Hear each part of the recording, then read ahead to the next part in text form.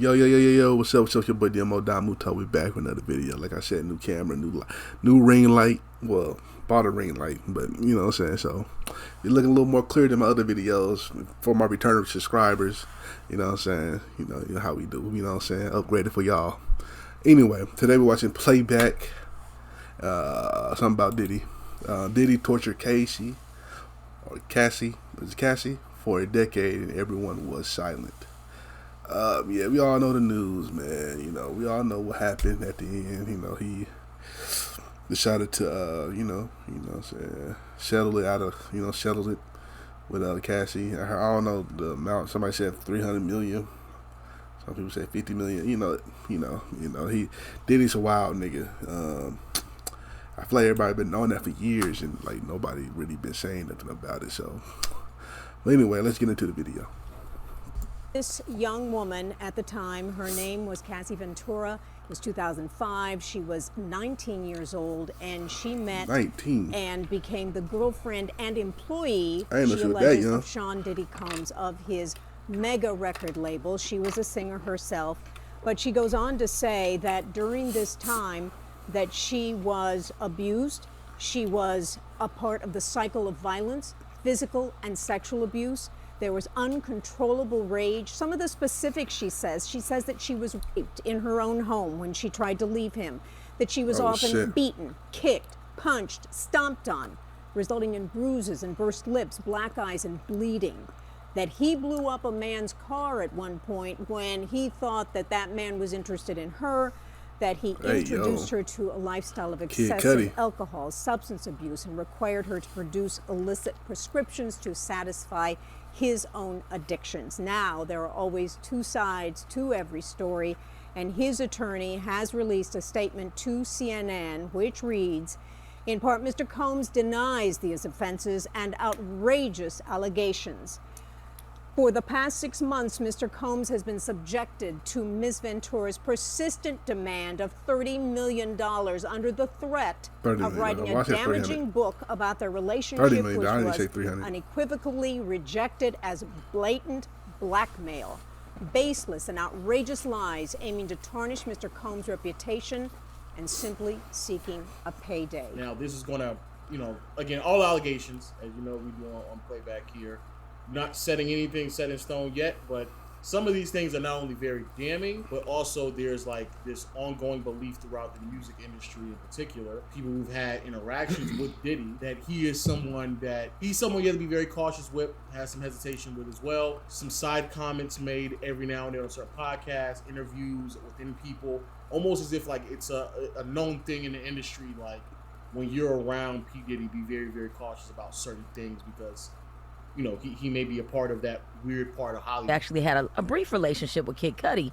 When Diddy found out, he allegedly beat her, threatened to blow up Kid Cudi's car. The filing then says shortly after Diddy's threat, Kid Cudi's car actually blew up, and Kid Cudi confirmed it. Kid Cudi confirmed it? That the car blew up. That really happens in real life? He'll be blowing up cars? Kid Cudi didn't say Diddy did it. He just said it blew up. Yeah, he said the car blew up in his driveway. Well, that's a hell of a coincidence. Yeah, it is.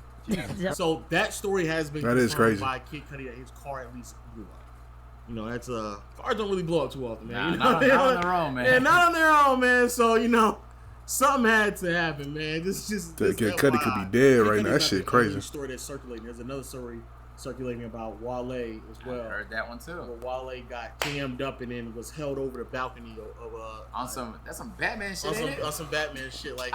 And then I looked, it was like a glance once he got a little bit past me. I'm like, damn, that's Diddy. I ain't say nothing. I looked at Shy. Shy looked at me.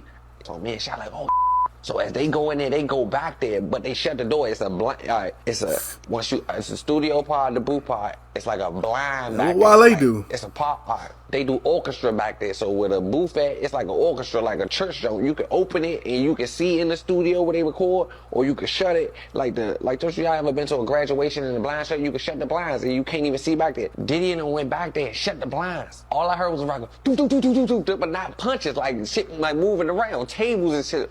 But I'm like, oh. So me and Shy run to the blinds. We peeping through the blinds. I'm peeping through the blinds. Shy peeping through the blinds. I swear for God, it's a balcony in the studio, like an out balcony. You can see over the back. I swear to God, my grandmother, they got Wale over top of his feet. They got him off his feet, hanging off the balcony. That's what Wale he's hanging do. off the balcony. They dangling him by his feet. I can't really hear what they saying. Long story short, this isn't the first story that has been told or leaked. This story has been told again by someone else, by another artist as well. So, again, where there's smoke, there potentially could be fire. But just letting you know, this isn't the only story that's been told in that way. See, why Diddy didn't want to walk with you, girl?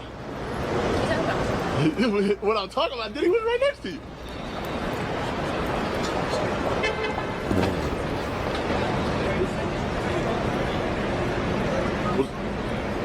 What's good, Diddy? What's good, Diddy? No. What's good, Diddy? What do you think about Kanye West yesterday, brother? Come on, you know, any comment, brother? You gonna leave that alone?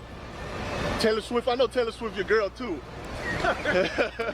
Just FYI, That's I'm telling you crazy. right now, something had to have happened. The P. Diddy is not walking down the streets of New York By himself, hell no. Something did not happen. Just FYI, I just want to put that's such an You odd think he thing. was chasing her down after some shit popped off? Yeah, I think there was probably an argument. She left in distress, and then he was just following her after, and then saw, ex-wife. But like, nigga, P. Diddy is not walking down the streets of New York unattended, just randomly. He's not doing that. Like, that's not happening. Just so people know. Okay. Yeah, he not.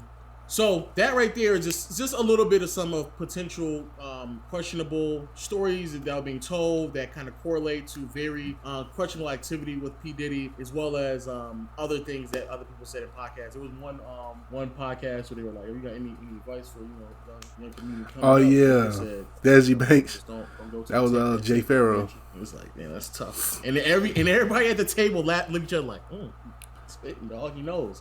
So now, those are the accusations that are being levied. Those are being made. Some of the incriminating potential evidence, right? So now the conversation gets pivoted to why isn't this being an ongoing conversation, or why aren't more people speaking loudly on it? Largely because people believe that Diddy, who Face of Revolt, media brand that is partnered or partially owns certain companies or are a part of certain things such as P. Diddy is a big deal. Podcast, etc. P. Diddy, for people that don't know, P. Diddy is a big deal. You know what I'm saying? Not to be on his nuts. You know what I'm saying? But he been in the game for a long time. Niggas probably think, oh, P. Diddy, he don't make music no more. Nobody really care. Nobody care about Bad Boy. No, P. Diddy got his hands in a lot of things that people do not know. You know what I'm saying? And yeah. You know what I'm saying? So take that for what you will, you know, etc. Or at least there has been some type of relationship built between Diddy and a lot of other people. There is an understanding or feeling from the people and some independent media members that people are holding their tongue because they don't want to have to deal with the repercussions, the wrath of Sean Combs. Academic Sexy speaks on himself. Because when it came time for certain other people, when it came time for L.A. Reid, even Joe was like, yeah, niggas been here. That's what I'm saying. When it came time for L.A. Reid, everybody said, well, I ain't gonna lie, there was some stories. Everybody said that. That I know a little bit about. I don't give a fuck what none of these people was doing outside of this. That's cap. Yo, this is such cap. Yo, this is like the Diddy protection spell. I don't know what the fuck Diddy done did to the whole industry. That's cap. Niggas sit and talk about weirdo shit by R. Kelly, Michael Jackson, by every other person. But when it comes to Diddy, it's like, ask me about my mom, my mom, my girl, my son. Ask me about my pet dog. What the hell? Nah, nigga. Cause they know Diddy powerful nigga. They bro. won't say a fucking word. I listened to the Breakfast Club. They were pathetic. You know what I mean? They were like, oh, okay, was it? What happened? Oh, well, prayers for everybody. They said this little generic thing, right? Yo, they said Cassie was getting pummeled by dozens of male prostitutes without her consent in freak-offs, getting her ass beat to a bloody pulp, and yeah, for decades. You know, the Breakfast Club says, well, you know, prayers for everybody. This is kind of crazy. I'm like, what? They hear me call city girls flop. Yo, man, act me hard on the females. What? Nigga, what? I'm like, yo, I see what it is. You know, everybody done folded. I ain't gonna lie, I think my man even Joe Budden just folded. I'm gonna be honest with you. To me, that's like probably one of the most telling things with this whole situation, that it is unfortunately true, where something happens in a community or subsection of America or this exclusive group of people where take that normality, and that's how people get away with a lot of abuse over an extensive period of time. We don't know if this is true or not. It's all allegations. But the fact that people have stories that correlate and align with some of these allegations and no one's really saying anything is very odd and funny. It's almost like it's a I'm gonna say this. I think P Diddy, just a person, just for to the public eye, from what I see on the outside, I feel like P Diddy is like he friends with a lot of people, So I feel like some people like, okay, that's my dog. I don't really want to talk about that. That's kind of I don't know. You know what I'm saying? So. And P Diddy probably set some stuff up for them to where they should be doing. They doing good off of what P Diddy done for them. Some people don't want to talk when there's something happened to, their boy, and like, oh, okay, saying, all right, I guess, hope, what I'm saying. Even if P Diddy did all that shit, nobody really want to talk about it like that. Inside joke almost, or an understanding amongst people who step in this exclusive club that, hey, this could be happening over there, this could be happening over there. Instead of actually saying something and outing them, because those people may be afraid of the repercussions, they just sit there and instead of outing it and trying to make sure that's not a part of the culture, the community that they have, they just sit there and just say, hey, just don't go over there because XYZ is happening, yada, yada, yada. Instead of actually saying it, to me, that's way more dangerous because you can't warn everyone. You can't properly prepare everyone.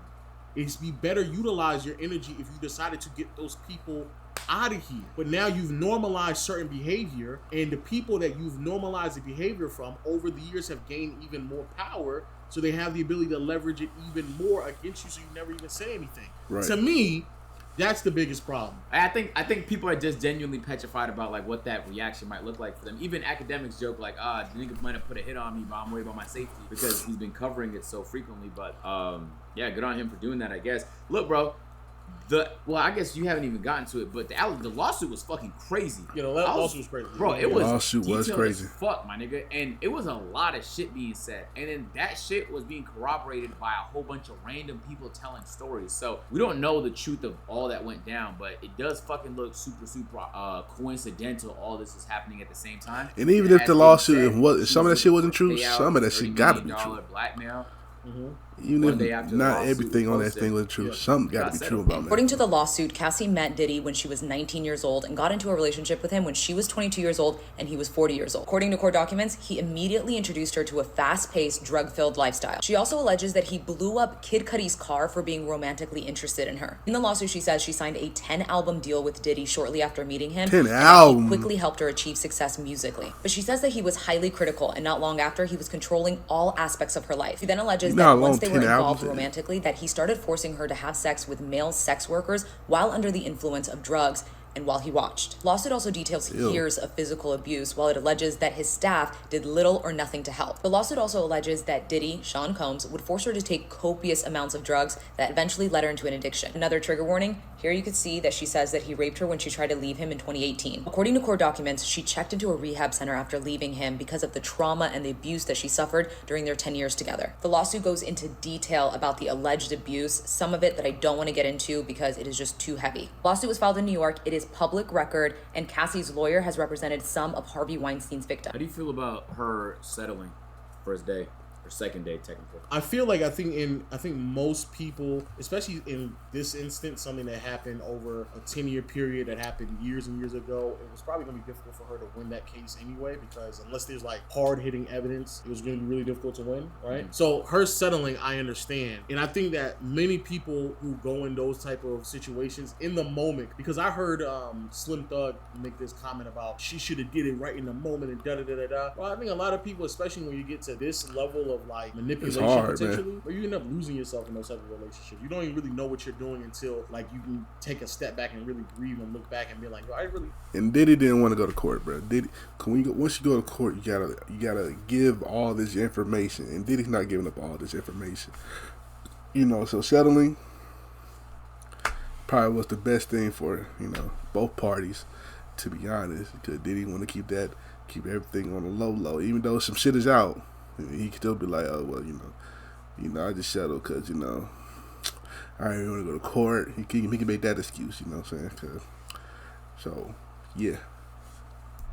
He didn't want to do those. I only did those things because you gaslit me or you manipulated me or you leverage your wealth, the lifestyle that you gave me in a certain way that made me do things that you knew that I didn't want to do, and that's the reason why you had to manipulate me in some type of way. Fresh, like she has free will, so you doing it anyways. But I think the part that's crazy is the fact that he was requiring her to be high on all different types of drugs. That makes it crazier because now it's like not only are you doing something you're already uncomfortable with, but now you're not even there mentally, and it's other people around too, and it's sexual in nature. Like I think all of it is a little exploitative. So I agree, but I think that we give too much cop out to people because they have free will. You're right. People have free will, so they have the decision to say yes or no to things. I get that. Just because someone has the decision to say yes or no to things, it does not then remove the fact that what is being done to them is still wrong. Yeah, if somebody scammed you, you had the ability to say yes or no to the scam before it actually happened. But at the end of the day, the person who is scamming you is doing it with the intent of deception. That's what they're doing it for. Right. And so if Diddy or anyone really in the music industry, they're presenting situations and scenario to you that they know that you wouldn't normally do, and the only way that you're doing it, the only reason why you're doing it is because they're leveraging something in their favor, or in your favor, to make you do it. Something that they know that they've already made accustomed to you, something that they know that is your livelihood, something that they know for a fact that you would potentially you would compromise your morals to do certain things. I think that's the interesting part for me. Like that really is what selling your soul is. Right. Yes, that's what like it is. Yeah. Where you're doing things you're uncomfortable with or don't believe in because of what you know is going to be huge advancements in your career. Those advancements usually, especially historically back in the day, there was a lot of people gatekeeping. There wasn't the internet back then either, but even then, like, he has the power to help put you in front of the right people. Right. So it's like he helped advance so many people's careers, they stomached a lot of that. Yeah. You feel me? And he kind of used that leverage to get what he wanted out of people, but allegedly. But yeah, the sad part is that we won't get all the information because the lawsuit would have had to reveal all of that. Yeah. He would have had to take the stand. Is that what you're saying when you asking about how I feel about it? Yeah. That's kind of fucked up because at that point she's still in some regards thinking very selfishly. That was a selfish decision. Yeah. I do feel like I don't have much faith in the legal system in general. So if you had a decision between 30 million and justice, that's a tough decision. When you feel like a large 30 million, 30 million fucked up because of somebody you want to get justice, but at the same time, this 30 million, this could change your life though. And you don't know what position people are in. Like I don't know how successful she was, to be honest with you. So I don't know what. I only know she had like one song, but I don't know. So it's like, damn, like, because, they would have had to call witnesses for proof. No, for sure. Now people would have to legally take the stand under oath and either perjure themselves or tell stories like this about what their experience like him was about. And it would reveal a lot. That's what happened in the case between Johnny Depp and Amber Heard. Is at first there was the original allegations, and then there was all the witness testimonies that revealed a whole bunch of stories. And then it was also all the evidence. Some of it was video evidence. Some of it was like forensic evidence that helped you come to a decision as an audience member of this scruffle about like who you think is telling the truth. So like in this situation, we'll never know. You could guess, and if you're maybe in the industry, you might fucking know the answer to that. But from the outside perspective, for me, it's just like it just feels like a damn, that's tough. But let us know what y'all think in the comment section down below, man. If you guys enjoyed, drop a like, subscribe to the channel. If y'all watching right now, half of you guys watching. Diddy. Diddy, man, I don't know. I'm not laughing at the situation, but Diddy, yeah, you a wild nigga, man. Yeah, bro. Then you got the Tupac shit going on too, so you in hot water, Diddy. You in hot water. I'm pretty sure that's why he got rid of this case so quick, cause he got some other shit to deal with. So Diddy, I hope it ain't true, but hey, nigga. It looking like, hey, you know what I'm saying? Take that, you know what I'm saying? Like, you cooked, buddy. You're cooked. Anyway, you want to watch another playback video, be right here, and some random video be right here, so make sure y'all check that out, and I'll catch you next time. Peace.